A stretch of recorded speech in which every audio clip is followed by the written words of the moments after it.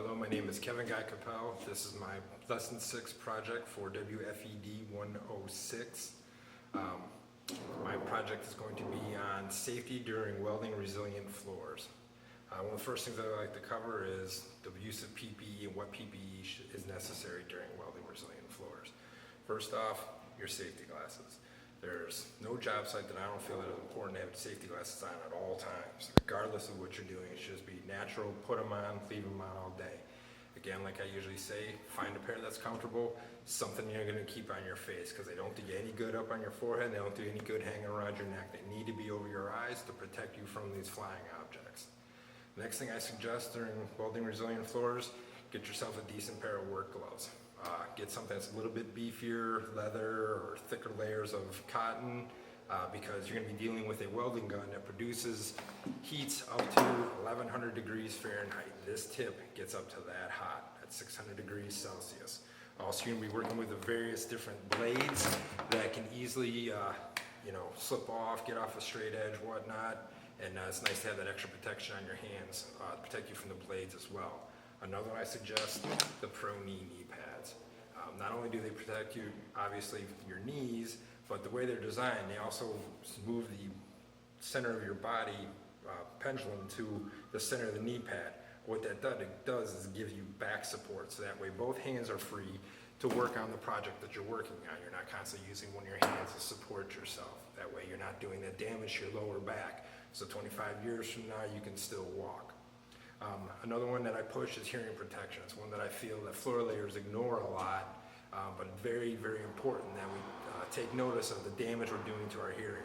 I ran a decibel meter on the welding gun when it was running, and I came up with around 73 decibels. Now, according to OSHA, what is the PEL for 8 hours day? Jeff? Right, 90 decibels in an 8-hour day. So at 73 decibels, the welding gun does not produce a hazard to us at that level.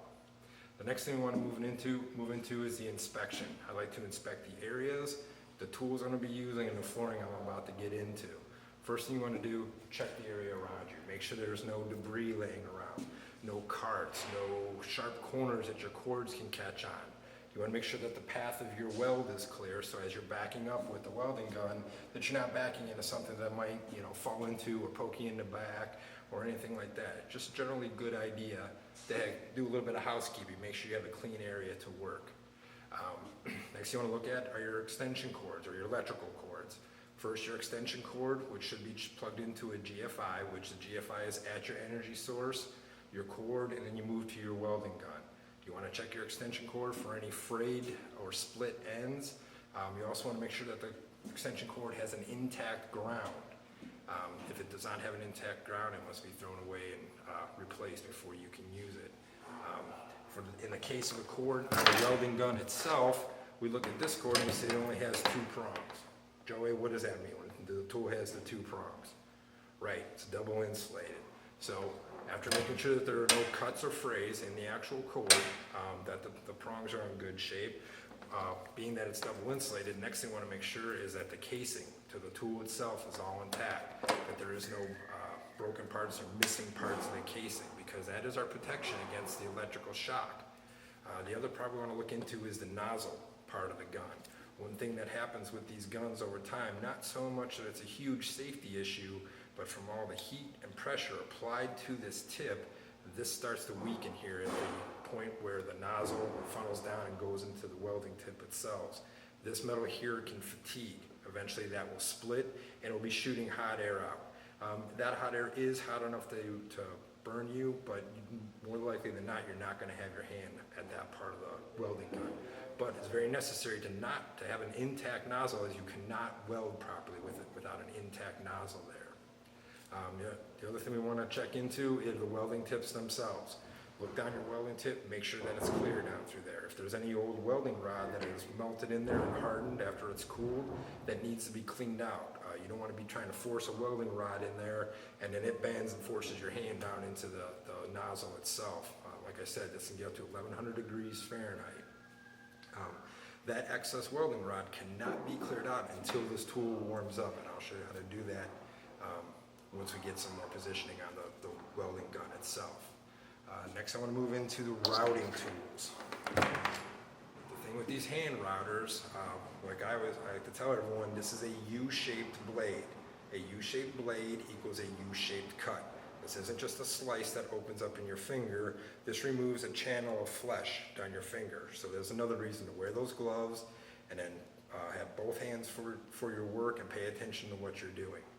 Inspect the routing tools themselves. Make sure there are no, that the blade's not cracked or it might get caught on the flooring, that the blade's actually on nice and tight. The handle's not going to slip free from you. Make sure there's no broken or damaged parts of that. Also, we want to make sure that this blade is clear. An easy way to clear these blades is to take a small piece of sealing wire. I like to bend a little U-shape in the end, and you'll see that the flooring material will start to build up inside the router blade here. Just gently, you should gently take the tip of the sealing wire, pop it in there. That should free any debris that's accumulated in the routing tip itself. Next thing, I want to get into our skiving tools. First, you want to make sure your skiving blades, this is called a skiving knife. This one is to be, the more sharp this is, the easier it is to use, and I feel it's the safer to use. Obviously, the sharper it is, the easier it's going to cut you, but dull tools tend to jump, skip, and shatter, so they're more likely to come free of the flooring and possibly into your leg, your other hand, and we'll talk a little bit about hand position in a little bit. Also, when you're not using this, pay attention to where you put this. I used to have a leather sheath that I kept on my side, but a lot of people just have a place in their tool tray or the welding tray. What you don't want to do is set this off to the side, and then you're close to a wall, you spin, the butt end of the handle hits the wall, and you end up driving this sharp blade into the side of your thigh. So pay attention to where you set this tool. You don't want to be bumping into this thing. All right, so always make sure you store all these tools properly. Getting into routing again. Talked about the U-shaped blade. While I'm actually routing, we've inspected the tool, we've cleaned the tool, it's ready to do that job. One of the first things I warn people about is what straight edge you're going to use with this tool. People will use this flexi, we refer to this as a flexi straight edge. People will want to use this to finish off their routes. I think it's a very bad idea. I always warn apprentices against using this flexi as a straight edge. Because it is so thin, it's very easy that when you're pulling across here, it's very easy for either your utility knife or your router blade to jump the side of that flexi, and the last thing you want to do is be pulling this blade down through the side of your finger. Could be up on your wrist. You should have your gloves on at this point, so that way you won't have that issue of getting in your hand, but you never know where this blade can end up. Also, what I do like to use for a straight edge is a carpenter square, a steel carpenter square. Don't use aluminum. Aluminum is too soft. What they create is what I call a little on-ramp. Basically, once you get a nick in the side of that aluminum blade, it just gives your blade a little ramp to follow up on top of that straight edge, and what's waiting there? Your finger. So I highly suggest a steel framing square.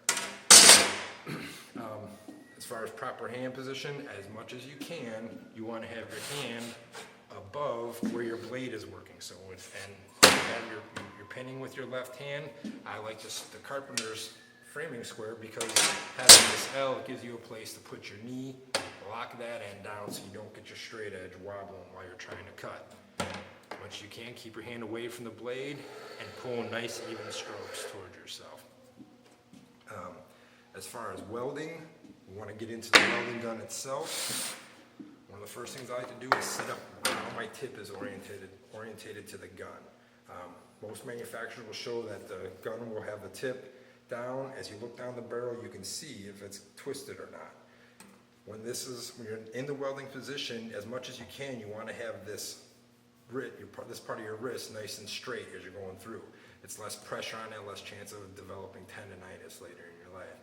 Some guys like to invert these tips. Remember, if you decide that you need to invert this tip during welding, say you're going up a wall or you just want to change positions, give your hand a break one direction or the other, 1100 degrees Fahrenheit. Make sure anytime you want to change the tip position, you need to take a pair of pliers, grab the welding tip itself, and then rotate it to the position you want. Do not touch any part of this gun from this black part up. Do not touch with your bare skin to it. It will burn you instantly. There is no pulling away. There is no, ooh, it didn't give me. Trust me, it got you. Very, very hot. Keep your hands away from there. If you have the tip in a proper position, you're going to fire your gun up to about a 4. It's always a good one to start at. While this is warming up, set it off to the side, but you want to make sure that the tip isn't pointed down at your finished flooring. You want to make sure that the tip isn't pointed at something that it might catch on fire or melt something. I've melted spools of welding rocks. I didn't pay attention to when I set this down. So make sure you know, because this is going to get a lot hotter, where it's pointing and what it's heating up. As far as once you get everything set up, you got your welding rod out, you've done your routing, you go to start your weld. This is why it's a good idea to wear your gloves while you're welding, is that when you first start, you're going to be kind of forcing that welding rod into the tip there. So having the gloves on is nice, so if you do go a little too far and touch your thumb to the top here, you've got a little bit of protection from burning yourself instantly. And then again, remember that if you do need to change anything from the black part of this gun up, make sure you do it with pliers. All right, we get done with our weld, we're ready to start to do some skiving. When you go to set this off to the side, make sure that it's pointed in a safe direction again. Make sure that it's out of your way, that you're not going to catch it with your foot, pull the cord, it's going to pull into the vinyl wallpaper or something like that. So make sure your welding gun is positioned in a safe position. When it does come to skiving, there's going to be 2 different tools you're going to use. You have your skiving knife that we talked about, or the Mozart knife. I like the Mozart knife. This one tool will take place of 3 other tools. It'll take place of your skiving plate and your first and second skiving knives. This one is also, I feel, a safer tool because the blade that actually cuts the route is only about a 1/4 inch little radius blade. You slide this out of the way, there's very little chance of getting your fingers into the blade on this tool. This is a much safer tool, I believe, than the skiving knife.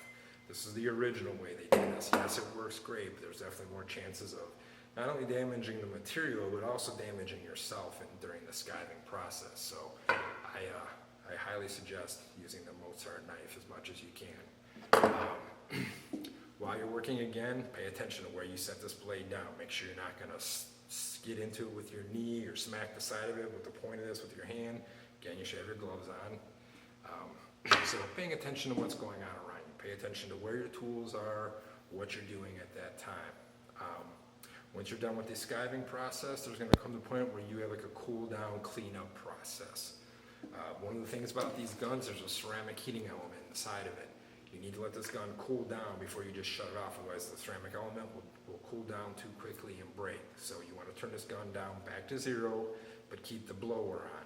You'll feel the air's kind of warm. You don't want to get your hand too close, but you're going to let that set about 5 minutes. If you can put your hand up, within 2-3 inches and it feels cool, the gun's okay to shut off. What I like to do is, while this is in the cooling down process, clean up the area you've been working in. Someone else is going to be coming in after you. You may be presenting this to your end user, or you don't want to be the guy that leaves the job site a mess. OSHA does have regulations on housekeeping. Take this time while your gun's cooling down, throw a broom around, clean up, get your mess out of the way. Once the gun is cool, enough to put back in the case, like I said, you just feel the end of it. If it feels cool enough, then put it back in the case. Don't put it back in the case until you feel that it's cooled down enough. So those are all my safety points on during welding resilient floors. Like I said, important ones: wear your safety glasses.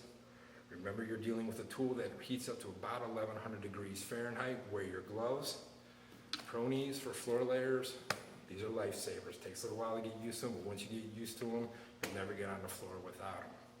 And then, even though this particular project this particular process doesn't require the use of hearing protection, you should always have it available to you. If the job site around you starts getting loud, whatever, throw your hearing protection and save yourself. You want to be able to hear when you're 50, 60 years old. So, any questions? All right, thank you for your time.